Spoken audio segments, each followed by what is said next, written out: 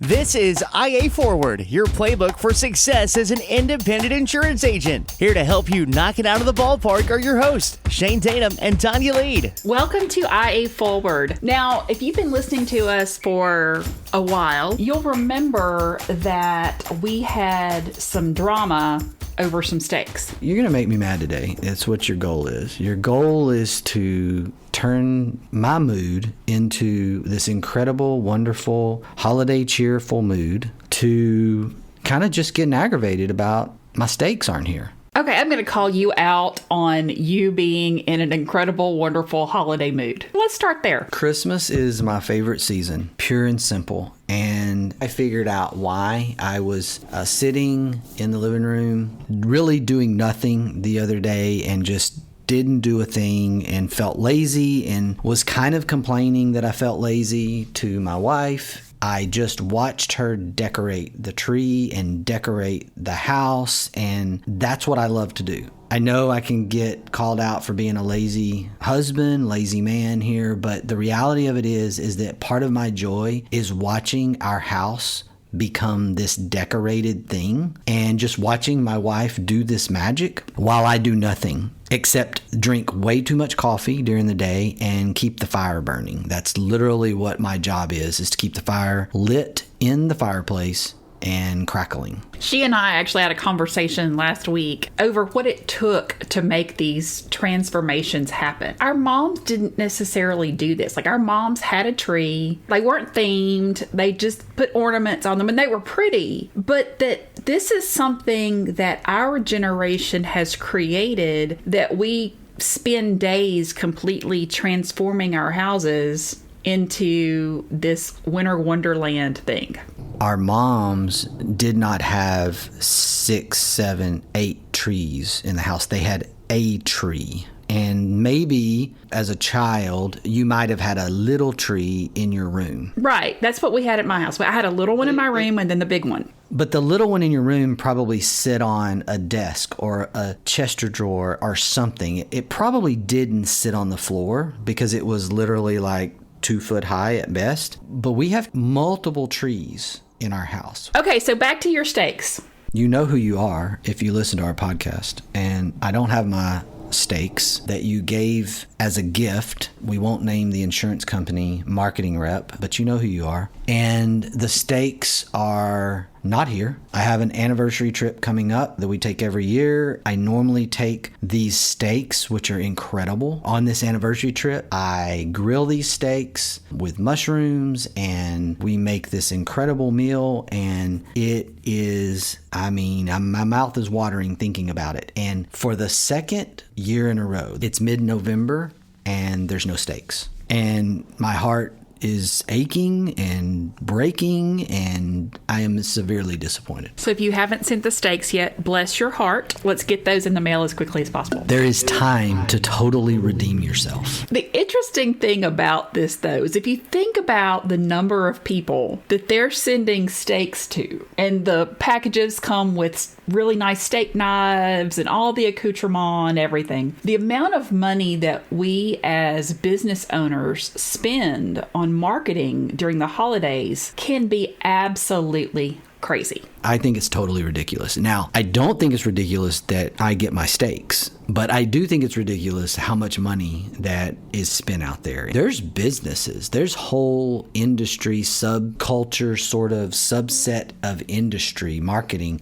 This is what they do. They make 80%, 90% of their revenue over the next little bit, maybe October through December. And it's incredible, the amount of money. And the thing that could enter somebody's mind is, man, he's a Scrooge. He's not in the Christmas spirit. I mean, the whole point is, obviously, better to give than receive. And I am all about that. But this is a lot of money, and is it necessary? And you know my deal about authenticity. My question is it authentic to give these gifts the way that we're giving them today? Is it really the way it should be? Or is it just check that off the box? We did it, we spent the money. Or are you going to have people out there like me with the steaks who truly appreciated it, and now I don't get them anymore? So what, you started something and now you've stopped it, and if you would have never started it in the first place, I wouldn't know. But now that you started it and you killed it, well, now I'm heartbroken. So it made a severe impact in the way I feel about not getting the steaks. I love sending gifts. This is my season, but from a business perspective, I will say I started doing some things a little bit differently years and years ago, and I found that it worked really well for me. Of course, it's a little bit late in the season to even bring this up, but something to calendar for next year. I learned that if I did things around Thanksgiving, that people noticed it more. Everybody brings stuff at Christmas. You are bombarded as a business owner with all of your vendors bringing you gifts during December. And unless something really stands out, like your steaks, you don't know who brings what.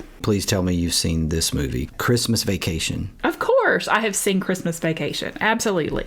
So the scene in my mind is when Clark brings the gift to the boss that sits at the end of a 50-foot long table, and he says, just put it over there with the others. And it's the same exact gift. I have this visual in my mind, and I know I am married to a gift giver love language, and I know you're a gift giver, and I am not a gift giver. There needs to be this truly authentic application to the gift process, especially around this season. This is not where the mass gift giving should happen. The mass gift giving without true thought put into it is basically companies wasting their money. So I'll tell you what I did for years for my clients. My father is the frying turkey master. He is the best. This is what he does. And he built this contraption that fries 4 turkeys at a time. So if you do that, and then we have 2 separate turkey fryers. So in all essence, he can fry 6 turkeys at a time. And so my father, the week of Thanksgiving, would fire the turkey fryers up, and this is love for your child. And he would fry turkeys for me all week long, and I would take fresh fried turkeys to my customers for the week of Thanksgiving. Fantastic. There's this effort, and look, this is a hypocritical statement because I'm not a huge gift giver, but when I think about the effort that is put in to something, it changes everything. Because it's kind of mass customization in a way. You're not buying something off Amazon to be shipped to the customer. You're actually in this environment where you have a family member, you have someone that is this expert turkey fryer. He's doing it. You're getting them and you're delivering them. Am I getting that right? Yes. Okay. I get the logistics of it, but I think it's this drop ship thing. Did you do any good? Did it work?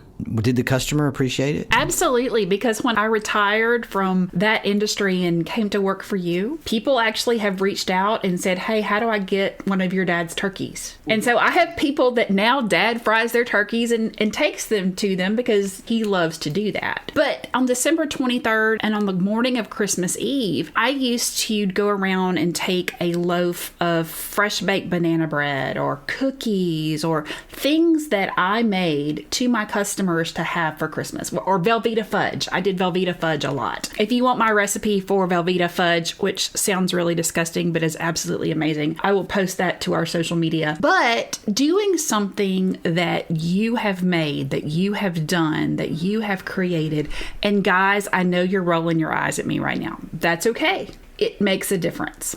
You created a world where your turkeys were my steaks. When you were gone, when you stopped, they missed it. That's my point. If it were to stop, would your customers miss what you were doing? In my position as a national sales manager, I did have a ton of clients that were not local. Obviously, I did not ship them fried turkeys to Atlanta or Chicago or LA. For those people, I did always get local gifts. We had a local pecan farmer that would do homemade chocolate-covered pecans using his family's recipe that predated the Civil War. I always tried to find something that was so completely unique that they couldn't get anywhere else. For instance, there in Angelina County, Texas, it would be really neat to do something with the Chick-a-Stick Company. Yeah, Atkinson Candy, based right here in Lufkin. Yeah, absolutely. Or you could just send them steaks. Because you have cows in Lufkin? Absolutely. We've got lots of cows. We got lots of cows. And if you send them steaks, then you're free to drop ship. Everything goes out the window. You can drop ship all the steaks you want. I'll give out my address if you want it. Feel free to do that. So while we're talking about Christmas, I actually really like to spread out the timing on this. Like I said, everybody gets gifts at Christmas. At Integra, I know we do this. I know we send Christmas cards that we take pictures of our entire staff and send that out to make sure that people remember that we're people. But I love to do things for other holidays. I just think that it's so much more memorable when someone gets something from me at Easter or Thanksgiving or Mardi Gras. I'm a Louisiana girl, so when I send people things for Mardi Gras that are from out of state, it's very memorable because they don't get that from anybody else. So I love to send things, small things, even if it's a card for different holidays because it's so unexpected. And I think people notice it more than the huge influx of items that they get right after Thanksgiving. I love our Thanksgiving card. I love the idea of doing something that's a little bit against the grain or out of the norm because everyone's doing it one certain way. Then that's really at the core of what we're talking about here. All kidding aside, is doing something that stands out. And if you're going to do something,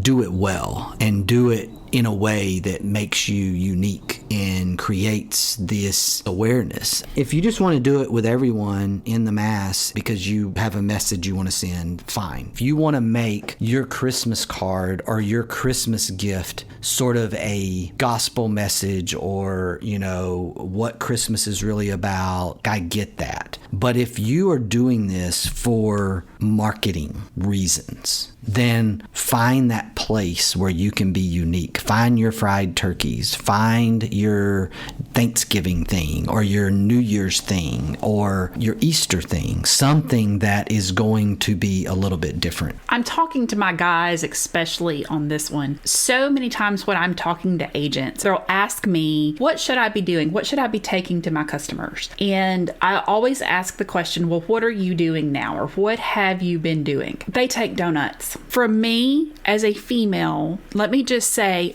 don't bring me donuts. Stop taking donuts. I know they're cheap. I know it's easy, but donuts have a negative connotation that most people don't think about. So here's the thing. Donuts come in, most females are in some way, shape, form, or fashion watching what they eat. And lots of men do too, right? So the donuts come in, we get this little dopamine warm and fuzzy, oh yay. Well, then we're either staring at them all day long, wishing that we could eat a donut, or we eat the donut and then we feel really guilty about eating the donut for whatever reason. And so I think donuts are a really, really terrible idea. And everybody does it. Should we send steaks with the donuts? Steaks are more ketogenic. Even if you send steaks, these donuts are a bad idea. Okay, got it. But I will say I've kind of learned I have a really easy, super easy breakfast casserole that you can get these really cheap, small aluminum pans and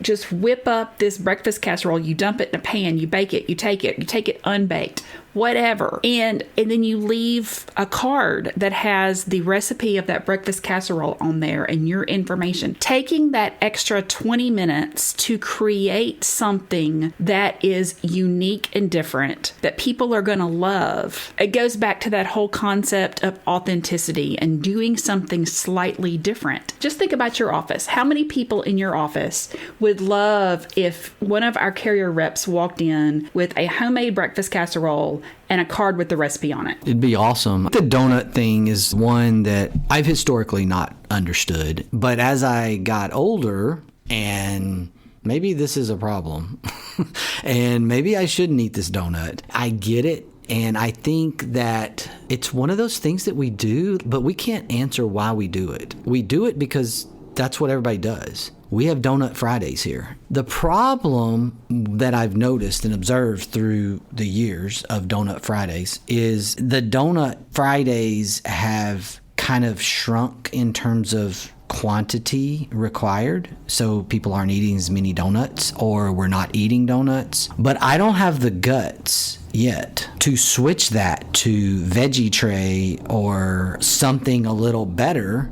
Friday. It feels like I need to do something, but I don't know what that is. So while we're talking about Christmas, let's talk about Christmas gifts for employees. Let's talk about Christmas bonuses. I know that we get those questions a lot from our agents. What should we be doing for our Christmas parties? What should we be doing as far as Christmas bonuses? My take on this is a little bit inherited. My dad it was really important to him that he give a Christmas bonus. And a long time ago, it always came with the sort of statement, connotation, implied issue of this year we're able to give this bonus. It's a bonus. Because there's all this thing of, well, what if you can't afford to do it? What if there's a year where you can't afford to do this? And again, I want to bring forth the visual of Christmas Vacation because I think it's very important here. I believe that the gift that the CEO on the movie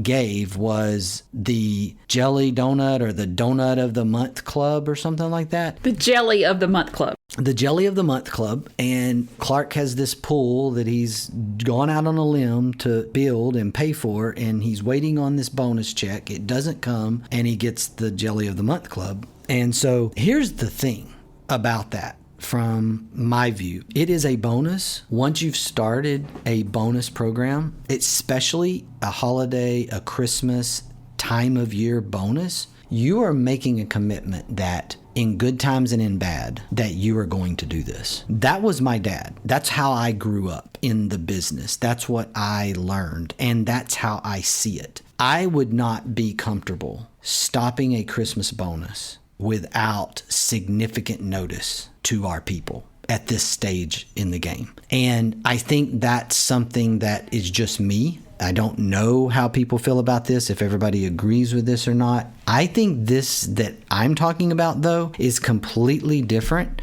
than some type of compensation structured bonus where a bonus based on your performance is rewarded. I think that's totally different, what I'm talking about. I'm talking about we give a Christmas bonus because it's Christmas and because it was something that we decided to start doing, and it started small, and it's something now that is pretty standardized, and we think it's very important. But it is not based on performance. It's based on the fact that you are here, period. One of the reasons I think that you're able to do that, though, is you keep a very high standard for your team year round. You're not we're going to do a performance review every quarter kind of org. We expect very high standards year round. We do what I consider we should be doing. Annual reviews and performance reviews are lazy management skills. We should be doing what we want to do is we should be in constant evaluation, so to speak. And it's a little, more of a management perspective, leadership more than management. And I just don't like annual reviews. I don't like performance reviews. And I think that that's one of the things that's different for people that come here from another place is they've been used to that. And then when they don't get that, a lot of times we have to talk through it. Like, here's why. This is what I don't love. And it becomes one of these things about, hey, it's time for your annual review. You remember 7 months ago, you really sucked it up, and that's why you're not going to get a raise this year. That's terrible. My deal about annual reviews or performance reviews is if somebody's getting a negative review, it should be done at that time. It's like getting onto your kids a month later after they did something wrong. It just doesn't make any sense. And so I'm not a big annual review, performance review place, but I think it's a time of year thing for us. It's who we are. It's part of the spirit that we are trying to portray to our people. It's part of who we are. I love that you do a Christmas bonus and then you also do a gift from the family. I think that both of those coming from the family is an extension of the culture that you have created. I love it when you say the family. Makes us sound like we're, part of the Corleone family or something. Like, we are not gangsters, for the record. I am not the Godfather, but it's just funny when you say the family like that. I think that's funny. I think that's also just something of appreciation that we like to do, that we want to do, that we will continue to do. And it's hard to be unique and be thoughtful around that, because it's like, okay, what are we doing? What are we doing this year? And there is a lot of thought that goes into it, but it's also like, that's too close to that thing we did 2 years ago. We do go through this sort of discussion. It's not easy. It matters what you do with your people. I think it matters what you do with your customers, is that you actually put some thought into it. Don't just throw money at it. Don't just throw money at it. Right. So let's talk employee Christmas parties. This is one of those things that I don't think I understand the outside world. There's this sort of bubble.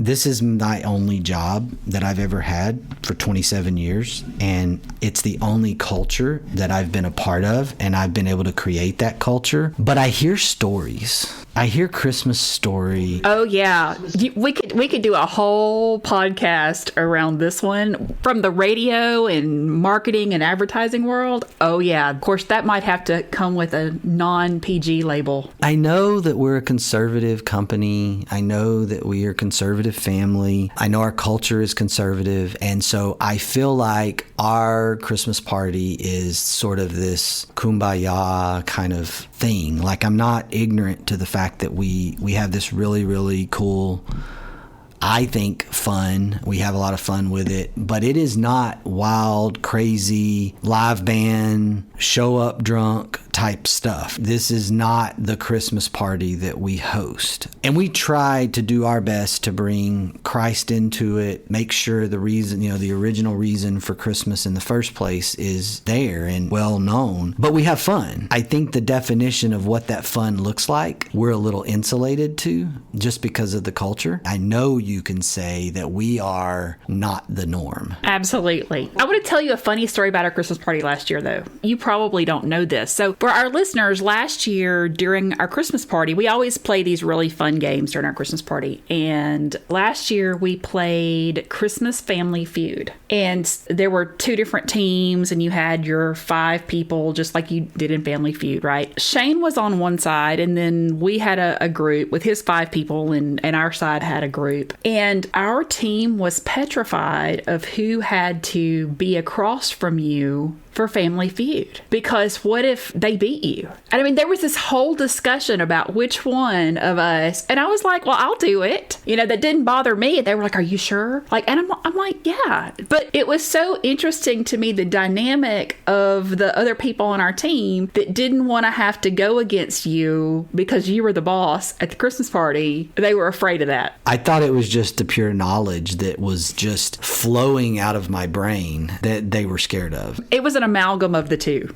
Okay. And if they would have just showed up with steaks, it would have been fine. There you go. The last thing I kind of want to talk about as far as Christmas marketing is the agency open house. Don't do it. It's painful. People are busy. People are so incredibly busy. Now, I love the idea of, if you're sending out a Christmas card and inviting people specifically, stop by, come see us, and you have some kind of wassail that you're keeping in the crock pot with ginger cookies, something like that, where people can drop by at their convenience. But the idea of the specific holiday open house, we want you to come by on Thursday between 3 o'clock and 5 o'clock and experience the holiday season with us. People just usually don't attend those anymore. Do you think that is different post-COVID too? I mean, I assume we're going to have some wassail and sit around and reminisce about, where did that even start? I have no idea, but I hear from agents all the time, hey, we're thinking, can you help me create an invitation for our open house? And then, I try to have this conversation with them. And then they call me the week after and they were like, well, no one came. Well, it's people are so crazy busy during the holidays. So is there a substitute, or is that just one we just check off the list and say we're not doing that. I think we check that off the list and say we're not doing that. I like a little wassail, though. If you want to have wassail in the office, invite people to drop by during a week or something. But okay, if you got an agency open house or if you got a business open house the week before Christmas to stop by and have cookies, are you going to go? No, I'm not going. I think the other thing is, do you have customers come by regularly anyway? I mean, if you're a Main Street business and people are always in your office, then have wassail or have something always there for that week leading up to Christmas, and then just offer it when they come in. I don't think you have to do a special thing. But if you're not a walk-in type of office in the first place, why are you doing that? Take a deep breath. Let it go. I think we do this stuff because we think we're supposed to. Yeah, it's because we've done it, because the people before us did it, and we've seen other people doing it. But there are just so many things about business that has changed in the last 2 decades. I think maybe we're trying to hold on to some of those traditions, but this is one of those traditions that creates stress for you and for the people that feel like they have to attend.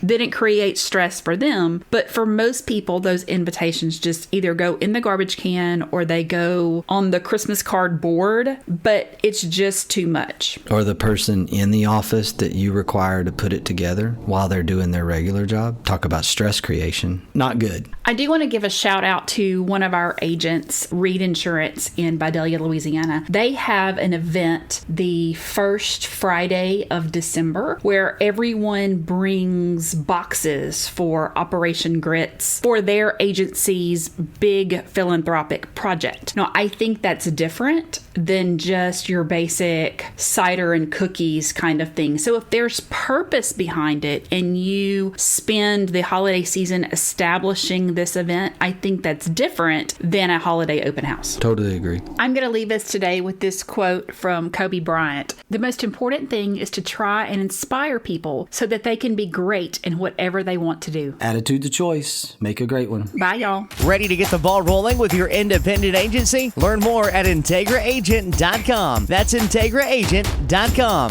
Thank you for joining us on IA Forward. Make sure you never miss a show by clicking the subscribe button now or learn more at IAForward.com.